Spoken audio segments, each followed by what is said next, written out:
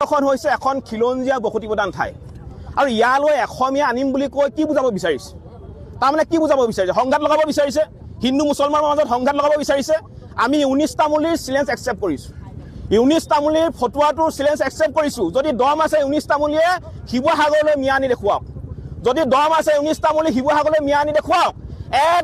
এটা মিয়াক কাণত ধৰাই গোটেই শিৱসাগৰ ঘূৰাম এটা মিয়া কাণত ধৰাই গোটেই শিৱসাগৰ ঘূৰাম স্পষ্ট কথা আমি জাতীয় সংগ্ৰামী অসমে দেশৰ কাৰণে মাৰিবলৈ আৰু মৰিবলৈ ভয় নকৰো আমি দেশৰ কাৰণে মাৰিবলৈ আৰু মৰিবলৈ ভয় নকৰো মিয়া হৈছে পানী মেটেকা মিয়া কি আছে মিয়া হৈছে পানী মেটেকা গতিকে মিয়াৰ দমভালি অসমত নচলিব এইখন অসম আমাৰ কেৱল মাত্ৰ অসমীয়া ইয়াত মিয়াৰ স্থান নাই মিয়াই গৈ বাংলাদেশত কাম কৰক কিন্তু অসমত নহব আৰু এটা কথা কৈ দিব বিচাৰিছো মিয়াই যতে খিলঞ্জীয়াবোৰ উপদ্ৰৱ চলাবলৈ হয় যদি কেনেবাকৈ মিয়াই খিলঞ্জীয়াবোৰ উপদ্ৰৱ চলাবলৈ হয় মিয়াৰ পিঠি গুৰুলকৈ বহল কৰি দিয়া হ'ব এইটো কথা স্পষ্ট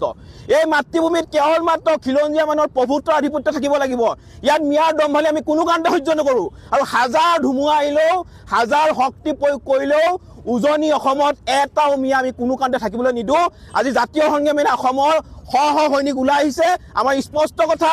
উজনি অসমৰ পৰা মিয়া খেদিমেই মিয়া উজনি অসম ত্যাগ কৰিব লাগিব অন্যথা মিয়াৰ পিঠি বহল কৰি দিয়া হ'ব